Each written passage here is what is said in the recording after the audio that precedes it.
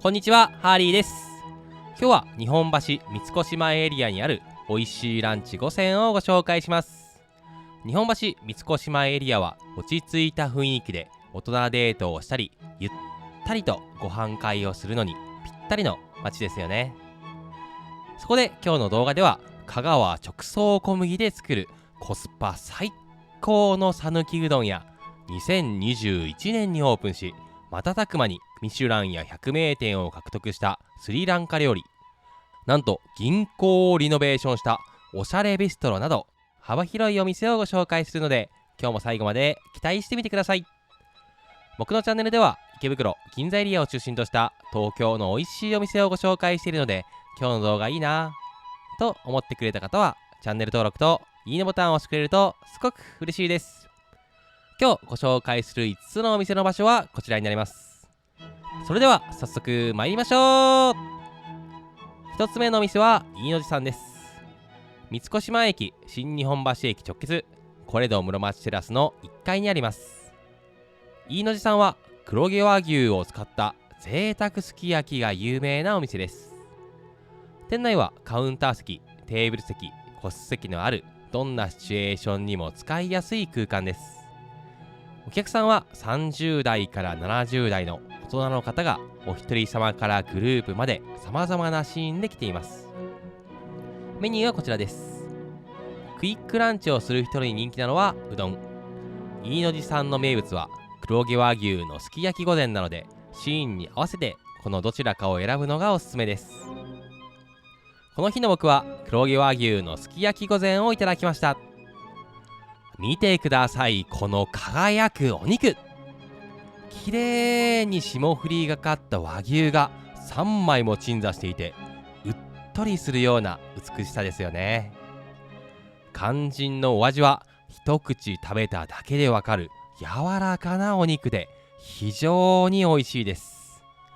みりんの効いた割り下の甘みと黒毛和牛のうまみが素晴らしいハーモニーですね。一人鍋スタイルでいただけるので、最後まで熱々状態をいただけるのもグッドポイントです。3500円にしてはそこまでボリュームがない点は残念なんですけど、大人の方ならむしろちょうどいい量でおかわり自由のご飯を使って最後に TKG としていただけるのも魅力的ですよ。ちなみにインターネットから予約すると生ビールや日本酒14種類を含む40種類から好きなドリンクを無料でいただけるので、行くときはネット予約してから行くとお得に楽しむことができますよ。お一人様はもちろん、友人との集まりや会社の人とのランチにもぜひ行ってみてください。2つ目の店は日本橋讃岐うどん星野さんです。三越前駅 A4 出口からすぐ、天丼で有名な金子半之助さんの近くにあります。星野さんは香川直送小麦粉を手打ちで作る絶品讃岐うどんがいただけるお店です。店内はカウンターとテーブルのある明るい空間です。お客さんは20代から60代と幅広い年齢層の方がお一人様からグループまで様々なシーンで来ています。8割くらいが男性のお客さんなんですけど、女性のお客様もいらっしゃいますよ。メニューはこちらです。星野さんの名物は肉うどんなので、迷ったら肉うどんを選びましょう。うどんの量は大、中、小で同じ値段なので、たくさん食べる人にも嬉しいですよね。セットメニューにすると480円で天ぷらや牛飯をつけることができるので、いろいろな味を楽しみたいという人はセットにするのがおすすめですよ。僕は名物肉うどん中盛りのミニ天丼セットをいただきました。黄金色のスープは見た目から楽しめますね。星野さんのうどんはつるっとした食感と伸びのあるコシが特徴です。香川から直送される小麦粉を毎日手打ちで作っているので、麺そのものを楽しむことができます。黄金色の出汁は京都の老舗だし問屋のいりこをふんだんに使用した深みある味わいです。優しいながらも深みがあって、肉のうまみも感じられますね。ちなみにいりこと煮干しは同じもので、西日本ではいりこ、東日本では煮干しと呼ばれているんですよ。一方、天丼はエビや舞茸がドドーンと丼に乗っています。カリッと揚がった天ぷらは甘めのタレが効いてすごく美味しいですよ。この天丼を480円でつけられるコスパも星野さんの魅力ですね。おすすめの食べ方にラー油を入れてと書いてあったんですけど、ラー油を入れるとかなりジャンキーな味になるので、まずは少しだけ入れて好きかどうかを判断してから追加で入れるという順番がおすすめです。混雑具合としてはランチのピーク時は混むんですけど、12時前なら比較的入りやすく、夕方4時までやっているので遅めのランチにもおすすめですよ。3つ目のお店はホッパーズさんです。茅場町駅11番出口のエスカレーターを上がって10秒のところにあります。ホッパーズさんは2021年末のオープンから瞬く間にミシュランと100名店を獲得したスリランカ料理の名店です。店内はグレーを基調としたシックな空間です。お客さんは30代から60代の落ち着いた方がお一人様やご夫婦、女性同士でいらしています。男女比は半々くらいですね。ランチメニューはカレーに9種類のおかずがつくスリランカ定食一択で、カレーは3つの中から選びます。これが一番人気というものはなく、トマトベースならエビ、スパイスベースならビーフ、ココナッツベースならフィッシュという選び方がいいみたいですよ。僕はスパイスベースのビーフをいただきました。うわー、見るからにエスニック。僕、現地色の強い料理苦手なんだけど大丈夫かなと非常に不安です。こちらの定食はおかずを 1,2 種類少しずつご飯と混ぜていただきます。実際に食べてみると僕は裏切られました。正直行く前はいくらミシュランや百名店とはいえ、和食や洋食好きの僕にスリランカ料理は合わないでしょうと思っていたんですけど、味に深みがあって非常に美味しいです。今こそ行きたい銀座ランチ5選という動画でご紹介したミシュランと百名店を獲得しているインド料理店バンゲラズキッチンさんは、インドの味を思いっきり楽しみたい人向けである一方、ホッパーズさんは日本人に合うように作られているので、エスニック初心者でも楽しむことができます。なんで合うんだろうと思って店員さんに聞いてみたら、スリランカ料理はスパイス控えめでウンバラカダ、つまり日本でいう鰹節を使っているので、日本人の舌に合う味なんだよと教えてくれました。ご飯はバスマティライスと秋田小町のブレンド米になっていて、おかわり無料なのも嬉しいポイントです。待ち時間としては開店が比較的早いので、お一人様や2人ならほとんど待つことがありませんよ。4つ目の店はビストロイエンさんです。茅場町駅10番出口からすぐのところにあります。こちらは2022年12月に銀行をリノベーションしてオープンした複合施設で、複合施設の名前がバンク、ビストロのイエン、ベーカリーのバンク、お花屋さんのペテ、コーヒーバーのコインという4つのお店が集まっています。お店の名前がすべて証券の町兜町らしい名前でユーモアがありますよね。お客さんは20代から60代と幅広い年齢層の方がデートや女性同士で来ています。男女比は男性2対女性8くらいですね。ランチはセットとコースがあって、コースなら予約することができます。平日でも結構予約で埋まっているので、せっかく行くならコースを予約していくのがおすすめです。まずはミニクロワッサンとかぼちゃのスープです。こちらのクロワッサンはべったら漬けの和とクリームチーズの洋が溶け合う和洋折衷の味わいです。ゲンさんはミシュラン選出店など数多くの経験を積んだシェフが織りなす創作料理を提供してくれるので、どの料理も食べていて非常に楽しいです。パンはイエンさんのお隣にあるベーカリーバンクさんの焼きたて自家製パンをいただけます。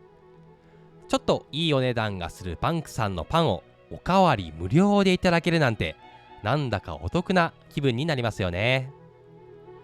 寒はネセロリとマドラス、つまりカレー風味のソースとともにいただきます。ブリにカレーって合うのと思ったんですけど、冬が旬のうまみたっぷりのブリにマドラスのスパイシーなエスニック感は非常にマッチしていました。鴨肉はカカオとフランボワーズ、つまり木いちごのソースでいただきます。弾力ある鴨肉にカカオの華やかな香りとわずかな苦み、フランボワーズの甘酸っぱさが至高のトリオになっていて、こちらも食べていて非常に楽しい一品でしたよ。動画に映している通り、器が美しい点もイエンさんのいいところですね。ちなみにビストロイエンさんには同じグルメ系 YouTuber のミッキーさんと行ってきました。ビストロイエンさんだけあって僕にとって素敵なイエンを作ってくれたお店になりました。ミッキーさんは東京を中心とした素敵なカフェを紹介しているので、東京のカフェ知りたいなという人はミッキーさんのチャンネルもチェックしてみてくださいね。概要欄にリンクを貼っておきます。最後のお店はカツ丼は人を幸せにする日本橋本店さんです。水天宮前駅にあるロイヤルパークホテルから道路を渡ってすぐのところにあります。ロイヤルパークホテルさんは木村拓哉さん主演映画マスカレードホテルのロケ地として使われた有名なホテルですよね。カツ丼は人を幸せにするさんは今こそ行きたい閉じないカツ丼のお店です。店内はカウンター8席のみというコンパクトな空間です。お客さんは20代の若者から50代のご夫婦まで幅広い年齢層の方がお一人様や2人で来ています。男女比は男性7対女性3くらいですね。注文はお店の外の食券機で購入するスタイルです。お手頃価格でいただく場合は三元豚、今日は奮発するぞという時は銘柄豚の東京 X を選びましょう。僕は三元豚の並ロースをいただきました。パカーンと蓋を開けると中からは綺麗な卵ととんかつが現れます。こちらのとんかつは熱々サックサクの状態で提供されます。とんかつの上に卵を置くと卵が自然に割れるほどとんかつのトゲが立っているなんて、まるでハリネズミのようなとんかつですよね。肝心のお味は程よい厚さのカツにサックサクの衣が素晴らしい食感です。甘辛い味のタレもカツによくマッチしていますね。